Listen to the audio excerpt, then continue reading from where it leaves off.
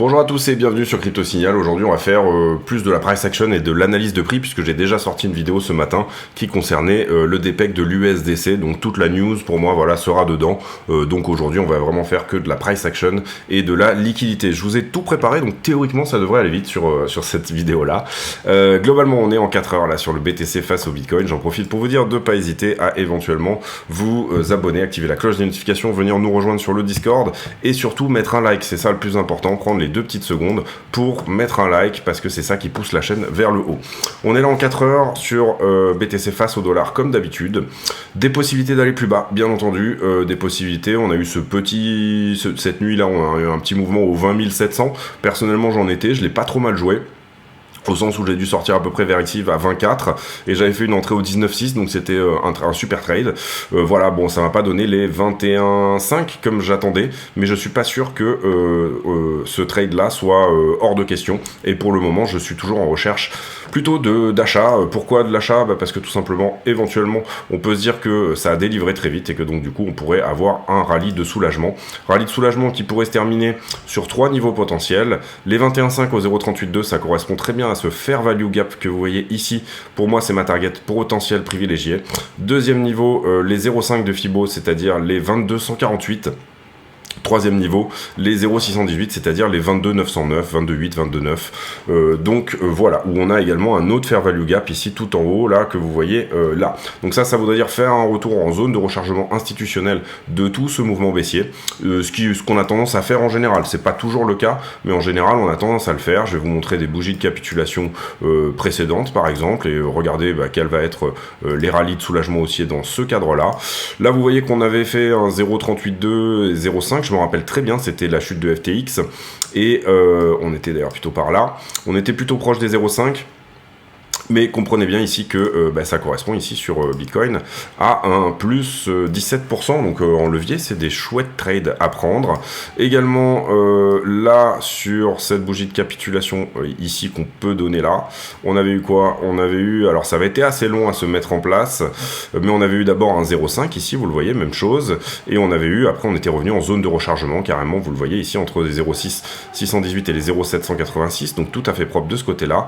Bougie de capitulation précédente, et ben du coup c'était on va dire on va prendre tout ce mouvement là et là 0,618 encore une fois et bougie de capitulation précédente encore, donc on va prendre ce mouvement là encore, non on va le prendre en entier, on va prendre tout ce mouvement là ici, très violente celle-ci c'était je crois que c'était Luna il me semble oui c'était Luna, oui c'est ça, en mai ça, mai-juin, ouais je pense que c'était Luna ou Celsius, je sais plus. Peut-être que ça c'était Luna et ça c'était Celsius. Bref, ici, entre 0,5 et 0,618, vous voyez que pour le moment on n'a pas grand chose qui vient juste corriger entre guillemets uniquement un premier arrêt. Et puis, désolé, ça va être assez long, mais du coup, je vous l'ai fait toute. Sur la descente ici, alors là, on n'avait vraiment pas corrigé grand-chose, vous voyez, et c'est pour ça que moi, sur ma chart, j'avais noté ici, alors je sais plus où, sur quelle chart c'est, mais que là, on a encore beaucoup de shorts à prendre dans cette zone-là, à savoir entre 33 et 30 et 42, voilà, il y a encore pas mal de shorts ici qui n'ont pas été pris, puisque là, effectivement, on s'arrête même sous le premier arrêt, et là, on avait fait vraiment pétard mouillé au niveau d'un quelconque rallye de soulagement, vous le voyez ici. Là, je me rappelle, en gros, sur FTX, on avait 25 milliards à liquider au-dessus. Ici, on avait peut-être entre 20 et 25 aussi. Et je me rappelle très bien également de cette bougie-là du 4 décembre, où on avait plus de 30 milliards en position leveragée. Donc, même chose ici. Je vous donne cette bougie de capitulation-là, où là, pour le coup, on est revenu très fort. Il y a beaucoup de gens qui avaient acheté le dip parce qu'il y avait encore un très très bon sentiment sur BTC à ce moment-là. Et là, on avait fait un 0,618 tout pile. Donc... est-ce que c'est fini? C'est déjà ça la question, puisque si on peut pas dire qu'on est au bottom, eh ben on peut pas dire que ça va rebondir, bien évidemment, là, donc voilà, là on a une petite bougie verte, c'est pas la peine de tout de suite crier aux 23 000, alors qu'on a juste une toute petite bougie verte. Néanmoins, si on regarde la structure, encore une fois, plutôt sur du 1 heure, par exemple, on a un changement de caractère de la 1 heure. On n'a pas encore le retournement. Le retournement, on l'aura quand on aura dépassé les 20 692. Là, il y aura un break of structure. Mais là, pour le moment, on a un changement de caractère. Ça veut dire quoi? Ça veut dire que la chart refuse enfin, ici, on recommence quelque chose, d'accord? Le changement de caractère, en gros, il se fait quand? Il se fait là. D'accord. Ici, en fait, il y a un vrai changement de caractère sur la structure. La structure n'est pas encore retournée. La structure, elle sera retournée au moment où on aura construit ce W-là. C'est-à-dire que là, on aura un vrai retournement de la 1 heure. Alors, je vous donne pas les targets, mais en gros, c'est relativement simple. Vous les connaissez en tout cas en chartisme. Ça veut dire prendre la profondeur du W et la reporter ici sur la ligne de coup. En l'occurrence, là, les 21,9. On avait déjà eu un petit W dans le W. C'est ça qui m'a fait rentrer en trade, moi, sur des timeframes plus petites. Je sais pas pourquoi je fais tout à la main, mais voilà, sur des time frames plus petites, ou en l'occurrence, où est-ce qu'on avait eu un petit W, on l'avait tout simplement eu, et j'en ai parlé je crois dans la vidéo d'hier déjà, on avait tout simplement eu ici un premier W, ici, et là, cassure du W, d'accord? Donc ça, effectivement, ça nous fait nous dire que peut-être la structure, en tout cas dans des time frames plus petites, à savoir le 15 minutes, est réellement en train de se breaker. Ensuite, on avait eu quoi? On avait eu, hier, je vous avais dit, on avait fait ce mouvement-là, donc j'avais senti venir un petit peu le break of structure, parce que dans les timeframes plus petites, on voyait que ça se retournait, tout simplement parce que ce point-là avait été pris, ici. Donc en 15 minutes, on avait breaké la structure, et je vous ai dit, c'est peut-être pas con de rentrer autour des 19,6, et on a eu ce trade-là qui était, pour moi, voilà, un super trade, au sens où, encore une fois, voilà, j'ai dû sortir par ici, moi, quelque part par là. Et où, encore une fois, le point d'entrée ici, il était max. Si en plus, je l'avais gardé, finalement, vous voyez que, bon là, j'ai préféré banquer assez rapidement, mais vous voyez que ça aurait pu être un trade encore plus cool, surtout si on repart maintenant. Maintenant, ce que je vois moi là, pour l'instant, c'est qu'on a plusieurs traînes de distribution. Cette traîne de distribution-là, qui pour l'instant on est à peine au contact, on l'a pas du tout passé encore, donc déjà, et on a une traîne d'accumulation qui est ici, et qu'il faut surtout pas perdre, en tout cas à ce stade-là. La perdre, ça voudrait dire, on remet en cause ici, vous comprenez, le changement de la 1 heure, ok? Ensuite, on a cette traîne de distribution qui est là, qui est une 4 heures. Donc là, c'est pareil, quand on aura fermé une bougie entière en 4 heures, on saura qu'effectivement, cette traîne, elle est fermée. Donc petit à petit, la distribution est en train de se calmer. Et à mon avis, il serait logique de venir attaquer la traîne de distribution daily, qui est celle-ci. La rouge. Et la rouge, elle nous dit quoi? Elle nous dit que tout simplement, c'est peut-être le point où justement, il faudrait rentrer en short ici, pour moi, pour préserver la structure en daily. Et même la 4 heures, vous voyez qu'à peu près à ce stade-là, si jamais on y vient par exemple par ici, qu'on reste en dessous de ce point-là, ça peut être intéressant de rentrer ici en short. Voilà, en tout cas, voilà mon idée, moi, pour le moment, à ce stade-là. J'ai l'impression qu'on va aller plus bas, c'est pas dit, c'est pas sûr, mais j'ai l'impression qu'en tout cas, on pourra soulager ici un petit peu déjà, à minima, encore une fois, cette délivrance qui s'est faite extrêmement vite, c'est-à-dire qu'on a fondu là complètement. Maintenant, le sentiment est très mauvais, et le sentiment est mauvais, pourquoi? Bien sûr, parce que DPEG de l'USDC, potentielle crise aux États-Unis, etc., etc., etc. Donc, il est tout à fait possible qu'on ne fasse rien de tout ça, et qu'on fasse plutôt le scénario que je vous ai montré quand on avait dévissé ici bien avant, c'est-à-dire qu'une vente au spot se mette à s'opérer et qu'on soit littéralement vendeur. Un petit tour sur Glassnode, où vous voyez ici que on s'est rapproché très fortement du Realized Price. Qu'est-ce que c'est que le Realized Price? C'est le prix moyen auquel ont été payés tous les bitcoins, c'est-à-dire la dernière transaction, tous les bitcoins sont numérotés, de 1 à 19 millions, je ne sais combien. Et ici, il faut comprendre que on a la connaissance du dernier prix auquel ils ont été payés. Je vais éternuer. Excusez-moi, je suis un peu malade. Et donc du coup, c'est intéressant parce que par le passé, elle avait servi de résistance, résistance, résistance. Ici, on la traverse, support, hop, résistance, résistance. Vous voyez que, entre guillemets, si on regarde toute l'histoire du BTC, à chaque fois qu'on passe sous le Realized Price, c'est du gros bear market, c'est de la fin de bear market, mais c'est du gros bear market. Quand on repasse au-dessus, on réenvoie un bull run. Quand on repasse en dessous, gros bear market. Quand on repasse au-dessus, c'est plutôt bon. Quand on repasse en dessous, c'est plutôt bon, etc. Pour le moment, dans l'histoire, on a eu effectivement des épisodes où on était repassé au-dessus et on est repassé en dessous. Donc c'est tout à fait possible qu'on réintègre ici, hein. Ça veut pas dire qu'on va pas tenir ici, mais pour l'instant je trouve que ce rebond à peu près, puisque là en ce moment il est à 19 718, ce rebond à peu près sur la zone du Realized Price est relativement intéressant. La liquidité, hier on a liquidé 130 millions de dollars, 46, à peu près 80 millions sur Bitcoin plus Ethereum concentré, donc ça correspond à plus de la moitié. Carnet d'ordre relativement vide, un petit peu d'ordre ici dans la zone des 19,8. 19,8, quelques ordres à l'achat également au 19,5. Et en ordre à la vente, on va dire que le premier mur, il se trouve à peu près au 21,5. Pour le moment, très peu d'ordres en tout cas, hein. Vous voyez un carnet d'ordre qui est plutôt vide. Tous ces ordres ici qui ont été filés à l'achat. Et on a quelques ordres qui se sont faxés ici depuis le rebond, mais vous voyez que le sentiment n'est pas non plus au beau fixe en ce moment, en tout cas à l'achat sur la tendance spot. Ici, je vous ai déjà fait les niveaux. Donc les niveaux sur BTC, en l'occurrence, vous voyez qu'il y a eu un gros niveau short ici. Pourquoi? Parce que tout simplement, le prix montait, le funding descendait. Donc ça veut dire qu'au lieu de, théoriquement, on aurait dû avoir un funding qui monte aussi. Au lieu de fermer du short, eh bien, on en a rajouté. Donc oui, ce niveau est fortement shorté au 20,7. Ici, on voit également que le funding descend alors que le prix monte dans cette zone-là. Donc pour moi, ce niveau-là également est shorté aussi. Pour moi, le bottom précédent est pas excessivement longué, même s'il doit y avoir des gens, hein, il n'y a pas de souci avec ça, dans cette zone-là. Par contre, on a celui-ci qui, effectivement, au 19,5 a été relativement longué à l'époque. Et là, en ce moment, bon, j'avais rajouté ce niveau-là. Vous voyez qu'on est repassé en funding positif ici, là. Donc, on a probablement ici pas mal de monde qui a longué là ici ce bottom là, hein, puisque vous voyez ici le prix descend, mais en même temps pouf, on augmente énormément le funding. Ça veut dire que le nombre de contrats est le même, on a fermé du contrat, mais en même temps en face on a réouvert autant de short, autant de long, pardon, donc on est plutôt longué sur ce pro là. Donc ça, c'est à voir. Est-ce que les trends que je vous ai montrés tout à l'heure vont tenir, etc. C'est des choses sur lesquelles on peut bien entendu se poser la question et sur lesquelles on n'a pas forcément les réponses. Ce qu'il faudra ici, c'est plus de l'intuition et du nez que autre chose. Ici, même chose sur Ether, vous voyez que sur toute cette zone-là, je monte en prix, mais je descends en funding, donc ce niveau-là est shorté.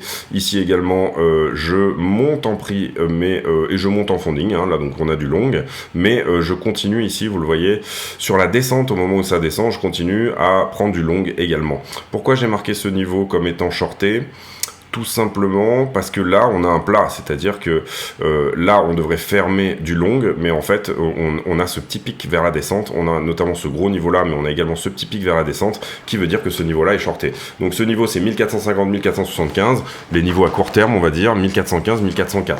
Donc une zone de combat probablement entre 1400 et 1500 pour ce week-end. Les grosses liquidations. Et là, ce que j'ai fait, c'est que je vous ai enlevé les x25 et les x50. On va regarder que les leviers x100. Ça va changer un petit peu et on va peut-être un petit peu mieux comprendre ici. On a 21 milliards en position leveragée au-dessus. On avait 30 là et grâce à ce rallye, en fait, finalement, on en a coupé 10. Donc ça, c'est plutôt une bonne chose, entre guillemets. Enfin, on en avait 26 plutôt. 26-27, voilà, on en a coupé 7. Comprenez bien ici que les gros niveaux, ils se trouvent pour moi à 21,3 ici. On a un autre gros niveau ici à 22, donc intéressant. Vous voyez, quand on regarde les niveaux qui n'ont pas été coupés en levier x100, ici il y a un très gros gagnant. Est-ce qu'il a ATP ou pas? On ne le sait pas. Mais en tout cas, vous voyez qu'ici on a un très gros gagnant qui serait peut-être temps d'aller chercher. 300 milliards divisé par 100, ça fait 300 millions, pardon, divisé par 100, bah, ça fait 3 millions. 3 millions en position leveragée, ça commence quand même à faire un petit peu du monde. Ça veut dire que, comprenez que 3 millions, je divise par 100. La position leveragée, quand je vous parle ici de 21 milliards, bah, c'est les positions plus levier. Et ce qu'on liquide, au final, quand on vient chercher ces mecs-là, c'est effectivement ce qui s'affiche là, c'est-à-dire les vraies liquidations, donc le capital qui a été mis en trade. Voilà, donc on a ici quand même un déséquilibre, on peut pas le nier, hein, voilà, de liquidité qui se trouve en haut, d'où le fait que moi, sincèrement, je serais plutôt sur le fait de tabler éventuellement sur une réaction haussière, même si le sentiment est très mauvais. Également sur Ether, 7 milliards, beaucoup moins que sur BTC, vous le voyez, grosse position à peu près dans la même zone, 1520, vous voyez que c'est juste avant la descente là. Est-ce qu'ils ont TP ou pas, encore une fois, on ne le sait pas. Et également ici, cette position à 20 millions, qui a été ouverte à peu près dans la zone de 1475, zone logique dont je vous parlais tout à l'heure. Ici, pour moi, tout ça, c'est nettoyé. Donc, globalement, voilà, pour un rebond technique, 1520 sur Ether. Et on avait dit combien sur BTC? Eh ben, soit 21,260, soit 21,9. Ça correspond à peu près au niveau de Fibonacci que je vous ai montré tout à l'heure. Vous le voyez. Ensuite, les 12 heures et 7 jours sur BTC, est-ce qu'on a été plutôt shorté ou plutôt longué dans les 12 dernières heures? Eh bien, plutôt shorté, encore que comme on en a liquidé une partie, c'est ce que je vous expliquais quand il y a eu cette hausse là, eh bien du coup on a quand même soulagé quand même une partie du problème ici. Vous voyez qu'en haut on a énormément de zones vers les 24, hein, encore à reprendre, alors qu'on a déjà fait un tour autour des 25. Hein. C'est ça, on a fait un tour à 20 500 il me semble. Hein. Donc voilà, donc ça c'est important à comprendre que on a repris du short depuis l'histoire de l'USDC. Ensuite, ici, dans cette zone-là, sur la 7 jours, vous voyez que le point à prendre, c'est éventuellement 22,7 pour aller cueillir toute la liquidité. Si jamais on doit dévisser en bas, on sera plutôt sur la zone des 18. Et ici, on a quelque chose à prendre dans la zone jusqu'à 1900, 19,2. Niveau logique, je vous montrerai tout à l'heure pourquoi aussi 19,2, qui serait un très bon niveau pour trouver bottom. Sur Ether... en poche de liquidité, donc là on regarde un petit peu la même chose mais d'une manière graphique un peu différente, plus de short également, hein. Vous voyez que cette zone est beaucoup plus large et beaucoup plus jaune que le reste, autour des 1480, néanmoins à 30$ du prix, là autour des 1004, on a vraiment peut-être quelque chose à prendre là, hein. Donc en baissier sur Ether, on pourrait peut-être avoir un week-end où éventuellement on liquide en bas pour après venir chercher en haut, et on a du monde jusqu'à 1360, c'est déjà des niveaux dont on avait parlé, des niveaux cohérents, 1360, pour potentiellement aller chercher. Sur le weekly, on a quelque chose à prendre sur les 1002 en bas. Pour le moment, plus de monde en haut quand même, hein, on le voit là ici très largement, tout simplement parce qu'on a nettoyé cette zone-là et cette zone-là en longue. Donc beaucoup plus de monde en haut en résiduel. La question c'est est-ce qu'on vient chercher ces mecs-là, ou alors est-ce que on laisse en laissant gagner ceux-là, ou alors est-ce qu'on vient chercher tout simplement ces mecs-là, c'est-à-dire 1005, 1006, 1007. Bonne question. On va retourner sur le prix, on va clôturer la vidéo. En l'occurrence ici, pour moi, la question c'est tout simplement, je pense qu'on ira plus bas. Je pense que 19,2 serait un bon point pour éventuellement trouver bottom, c'est-à-dire sur une 2 d'Elliott. Vous comprenez que ici le scénario, il y a deux gros scénarios, j'en ai déjà parlé je crois hier sur la vidéo d'hier, mais globalement il y a deux gros scénarios hein, en ce moment sur Bitcoin. C'est, ça c'était une flat. Ça, c'était une grosse flat et on va faire des nouveaux plus bas. On va faire une 5 qui va nous défoncer la tronche. Ou alors, on avait terminé ici toute la structure. Ça, c'était la 4. Et ici, on a eu une 5. Et en l'occurrence, ici, on est sur une 1, une 2, une 3, une 4 et une 5 qui sont, entre guillemets, on va dire, le scénario haussier d'une première impulsive. Actuellement, on est en train de faire la 2 de ce mouvement, donc peut-être en A, B et C, pour aller chercher des points qui sont dans la zone logique d'une 2, c'est-à-dire à peu près cette zone-là, en l'occurrence entre 20 et 18. Elle peut enfoncer plus bas, on peut très bien aller visiter la zone de rechargement entière, c'est-à-dire ce creux dans le volume profile. Pourquoi on a ce creux dans le volume profile? Je vais vous nettoyer un peu l'histoire. Tout simplement parce que là on a délivré très vite, et là on a délivré très vite, donc du coup ça a laissé un creux ici. On n'a pas fait de grosse zone de range dans ces moments-là dans lesquels il y a beaucoup d'échanges. Et du coup, à ce stade-là, qu'est-ce que ça pourrait nous dire? Ça pourrait nous dire premier niveau pour un bottom 19,2, deuxième niveau 18,3 à peu près par ici, et troisième niveau, pour moi il se trouve à peu près par là, c'est-à-dire les 17 200. Ça, c'est les trois gros niveaux de bottom. Là, je trouve qu'on rebondit un petit peu au milieu de rien, mais ça serait pas la première fois non plus. C'est-à-dire que on est venu commencer à attaquer la jambe du mouvement précédent, ici, là. Mais on voit qu'on finit pas le boulot, hein. C'est-à-dire que, vous le voyez ici, on est un peu sur une zone où, ouais, il y a un support, il y a un petit support par là, on voit qu'il y a de l'action, mais je sais pas, on est quand même un petit peu au milieu de rien. Après, c'est possible de rebondir de là, donc tout est possible, hein, en fait, de toute façon.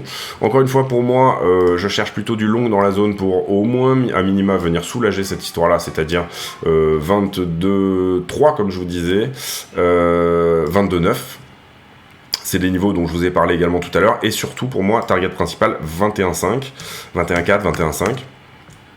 Néanmoins, on peut tout à fait redévisser et repartir, continuer sur cette traîne de distribution là, c'est-à-dire nous faire un truc vraiment dégueulasse qui continue encore une fois à dégueuler encore plus et encore plus et encore plus. Tout cela est possible, c'est pour ça qu'on pratique un risk management qui est maîtrisé, et c'est pour ça qu'on met des stop loss pour protéger son capital de trading, c'est-à-dire que vous ne devez pas rentrer bien évidemment sur des gros leviers, sauf si par exemple vous mettez, admettons si vous jouez un levier x100, dans le contexte actuel, ça doit être un centième de votre capital. Ça doit vous servir à garder du cash pour faire d'autres choses. Je vois pas ici d'autre utilité que de faire ce genre de choses. Si vous jouez un levier x10, x20, admettons, là moi par exemple je cherche plutôt du x20 en ce moment.